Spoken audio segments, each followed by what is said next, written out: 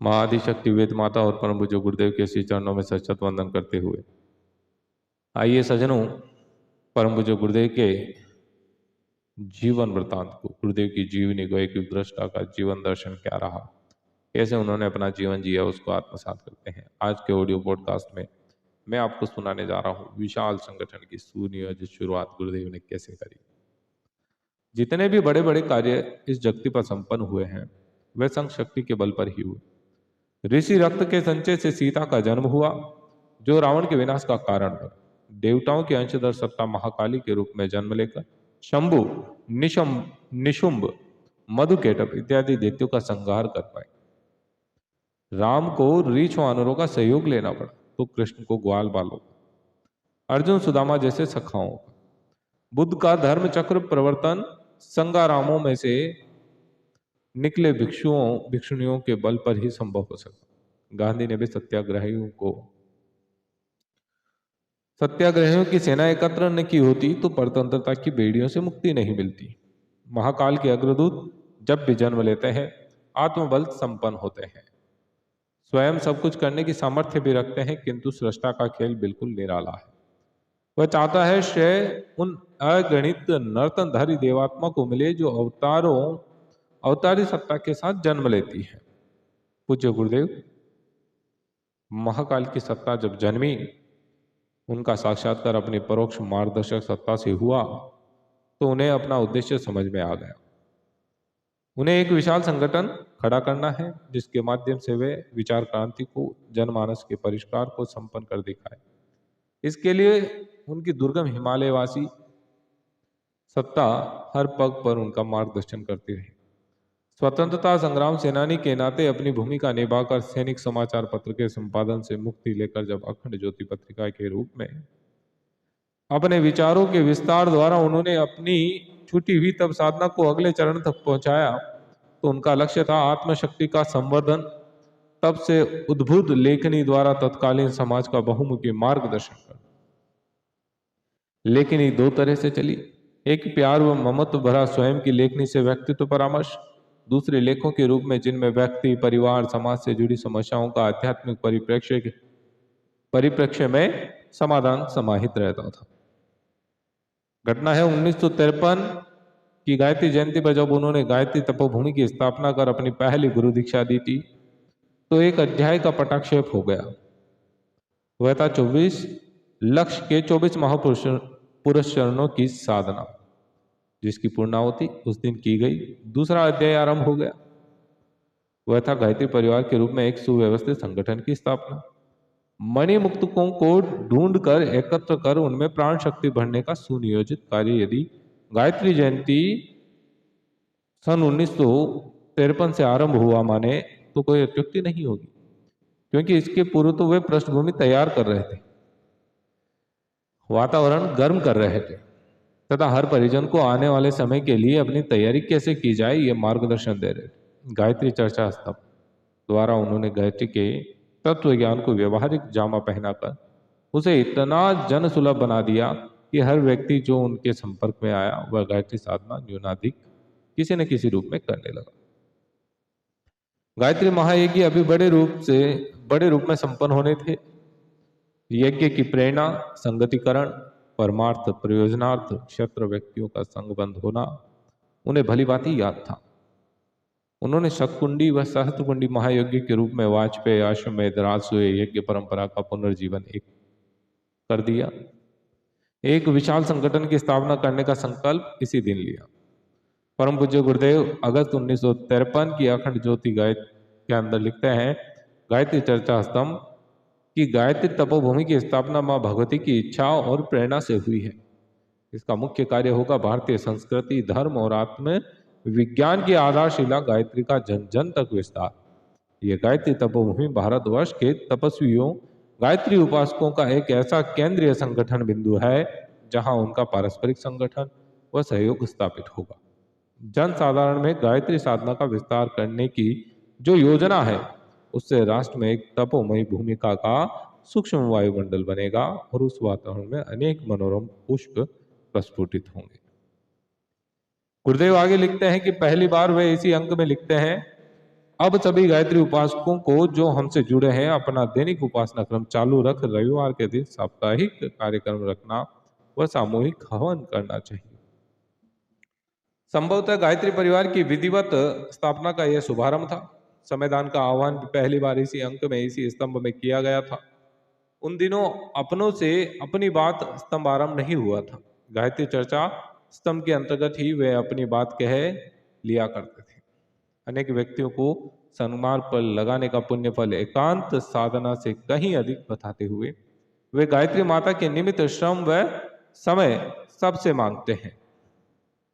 वे सेवा के लिए समर्पित कार्यकर्ताओं का आह्वान भी पहली बार इसी के माध्यम से करते हैं।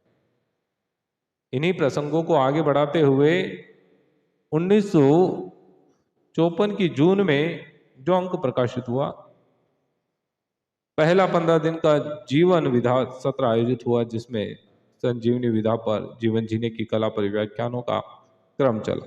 यह बौद्धिक स्तर का पहला समागम माना गया। इसके पश्चात जो दूसरा महत्वपूर्ण कदम परम पूज्य गुरुदेव द्वारा उठाया गया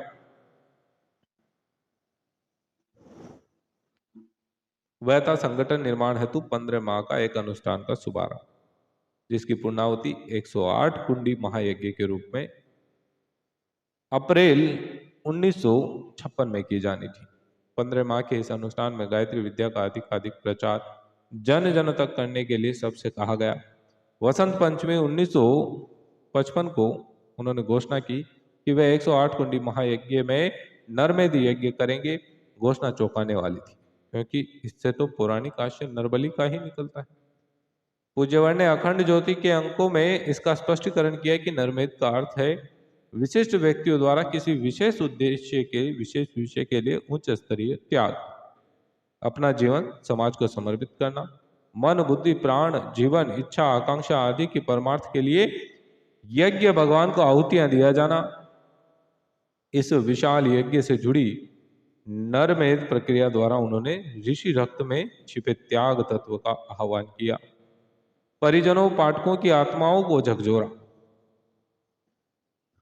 अखंड ज्योति पढ़ने वाले पाठक निरंतर प्रकाश प्रेरणा पा रहे थे, गायत्री की सद्बुद्धि विस्तार की प्रेरणाओं को जन जन तक फैला रहे थे। इसी वर्ष 1955 में पूज्य गुरुदेव ने मथुरा में भादों से महामृत्युंजय यज्ञ, विष्णु यज्ञ, सतचंडी यज्ञ, नवग्रह यज्ञ, चारों वेदों के यज्ञों के आयोजन किए। इनमें जो मथुरा न आ सके उनसे अपने यहाँ एक छोटा सा यज्ञ प्रति सप्ताह कर लेने का निवेदन किया। साथ ही नित्य नियमित जप करते रहने व मंत्र लेखन का अनुरोध भी किया। ऊपर वर्णित यज्ञ चैत्र माह 1956 तक चलने थे। इनके समापन पर ही 108 कुंडी महायज्ञ व नरमेध यज्ञ का आयोजन किया गया। नरमेध प्रक्रिया देखने हजारों व्यक्ति आ जुटे, जिन्होंने समाज के लिए कार्य करने का संकल्प लिया था। उनके हाथ अलग अलग रंग की रेशम की डोरियों से खंभों से बांधे गए, उन्हें कलावा पहनाकर उन पर अक्षत पुष्प वर्षा कर यज्ञ समाप्ति पर उन्हें समाज को समर्पित कर बंधन मुक्त कर दिया गया। इस यज्ञ में जो 20 अप्रैल से 24 अप्रैल 1956 तक चला, कई विशिष्ट अतिथियों वो 20,000 से अधिक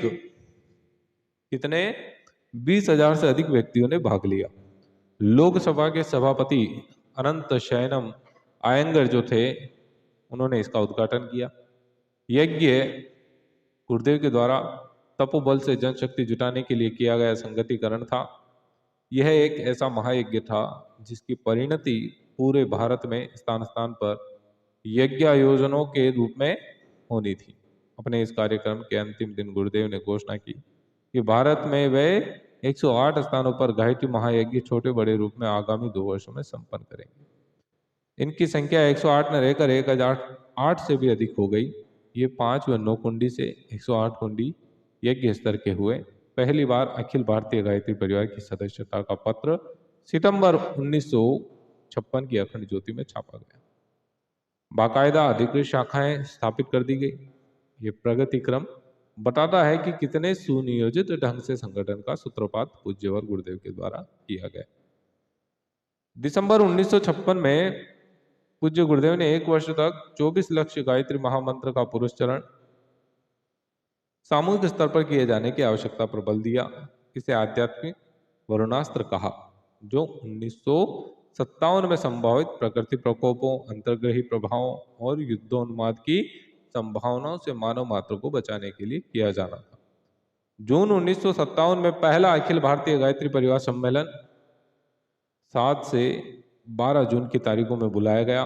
गायत्री उपासक, शाखा कार्यवाहक, मंत्री, व्रतधारी, सक्रिय कार्यकर्ता, ये 3 श्रेणियां अपने परिजनों की करके प्रत्येक को जिम्मेदारियां बांट दी। इस सम्मेलन में संगठन का महत्व सबको समझाया गया। विभिन्न प्रांतों की गोष्ठियां की गई। किस प्रकार गायत्री विधा से संबंधित पुस्तकों द्वारा गायत्री व यज्ञ भावना का जन जन तक विस्तार किया जाना है, ये बताया गया। 1957 की दिसंबर अखंड ज्योति में पूज्य गुरुदेव द्वारा बताया गया कि 14 सितंबर 1958 से गुरु व नेपच्यून की युति आरंभ हो रही है। ऐसे में 5 वर्ष भयंकर आपदाओं से भरे हो सकते हैं। इसके लिए गायत्री परिवार के संभावित 1 लाख सदस्यों द्वारा ब्रह्मास्त्र अनुष्ठान 1958 में किया जाना चाहिए। वह इसकी महापूर्णाहुति स्वरूप 1008 कुंडों का एक विशाल महायज्ञ कार्तिक सुदी 12 से लेकर 15